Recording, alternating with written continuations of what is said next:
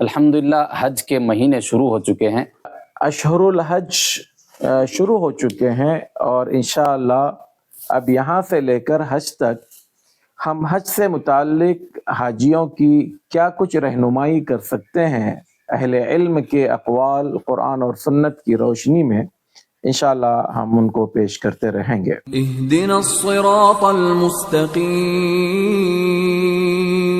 السلام علیکم ورحمۃ اللہ وبرکاتہ۔ وعلیکم السلام ورحمۃ اللہ وبرکاتہ۔ الحمدللہ رب العالمین والصلاة والسلام علی رسولہ الکریم، اما بعد۔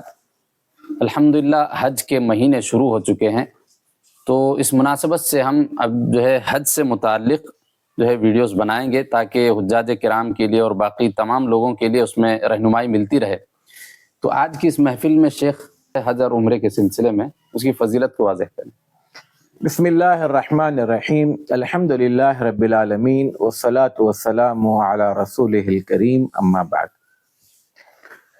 جی بالکل، اشہر الحج شروع ہو چکے ہیں، اور انشاءاللہ اب یہاں سے لے کر حج تک ہم حج سے متعلق حاجیوں کی کیا کچھ رہنمائی کر سکتے ہیں اہل علم کے اقوال قرآن اور سنت کی روشنی میں، انشاءاللہ ہم ان کو پیش کرتے رہیں گے۔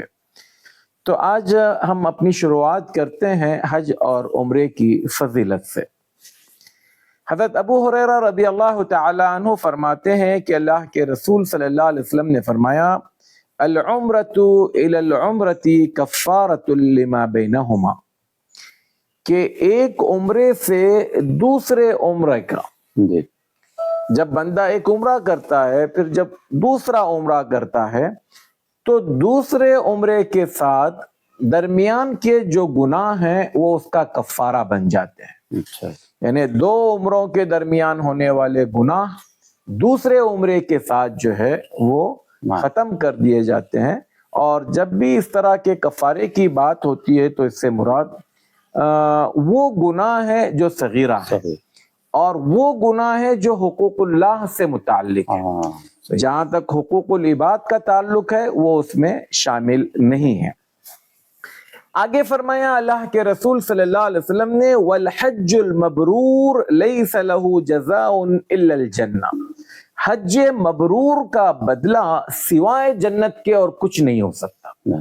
یعنی حج مبرور جو بندہ کرے گا، اب حج مبرور کیا ہے اس میں انشاءاللہ ہم مستقل ویڈیو بنائیں گے، لیکن ظاہر سی بات ہے جب بات آئی ہے تو ہم اس کو اختصار کے ساتھ بیان کریں گے۔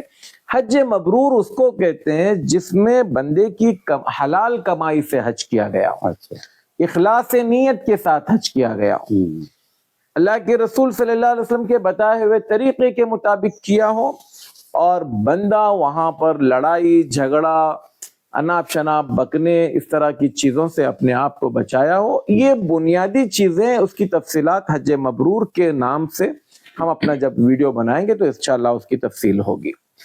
اسی طرح سے ایک دوسری حدیث حضرت عمرو بن العاص کی، اگرچہ کہ حدیث بڑی لمبی ہے، اس لمبی حدیث کا ایک ٹکڑا ہے۔ اللہ کے رسول صلی اللہ علیہ وسلم نے فرمایا، ان الحج یہدم ما کان قبلہ، بے شک حج ان تمام گناہوں کو ڈہ دیتا ہے، ختم کر دیتا ہے، انہیں زمین دوز کر دیتا ہے، اس کو بالکل نکال دیتا ہے جو حج سے پہلے کیے گئے تھے۔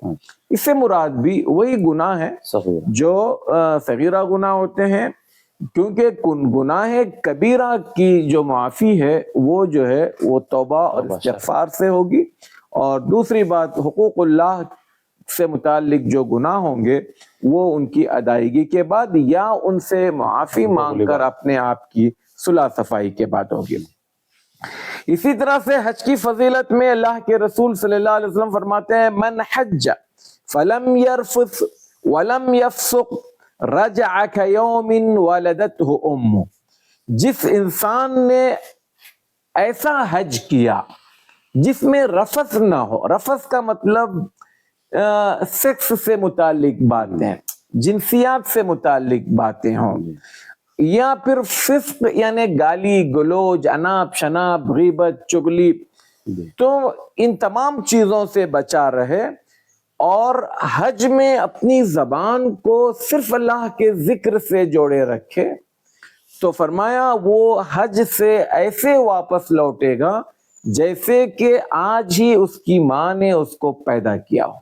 یعنی جس طرح سے ماں کے پیٹ سے پیدا ہونے والا بچہ گناہوں سے پاک و صاف ہوتا ہے، اس طرح کا حج کرنے والا انسان بھی گناہوں سے ایسے ہی پاک صاف ہوتا ہے. اسی طرح سے ایک حدیث میں اللہ کے رسول صلی اللہ علیہ وسلم نے فرمایا تابعوا بین الحج والعمرہ فإن المتابعة بينهما تنفي الفقر والذنوب كما ينفي الكير خبث الحديد. اے لوگو حج اور عمرہ کرتے رہو، یعنی بار بار اگر اللہ نے آپ کو استطاعت دی ہے، توفیق دی ہے، صحت دی ہے، تو آپ حج اور عمرہ کرتے رہو، کیونکہ بار بار حج اور عمرہ کرنے سے دو چیزوں کا فائدہ بتایا گیا. تم سے فقر و فاقہ اور گناہ ایسے دور بھاگتے ہیں جیسے بھٹی میں لوہے کو ڈال دینے سے زنگ جو ہے اس کا بھاگ جاتا ہے. ایک حدیث میں اللہ کے رسول صلی اللہ علیہ وسلم نے فرمایا الحاج والمعتمر وفد اللہ. حاجی حج کرنے والا یا عمرہ کرنے والا یہ اللہ کے مہمان، اللہ کے ڈیلیگیشن ہے. یہ جب کہیں جاتے ہیں تو ظاہر سی بات ہے اللہ کے مہمان ہونے کا اپنے آپ کو وہ پروف دے رہے ہیں یا اپنے آپ کو وہ اللہ کا نمائندہ ظاہر کر رہے ہیں. تو اللہ کے رسول صلی اللہ علیہ وسلم فرماتے دعاہم فاجابوہ، اللہ نے انہیں بلایا.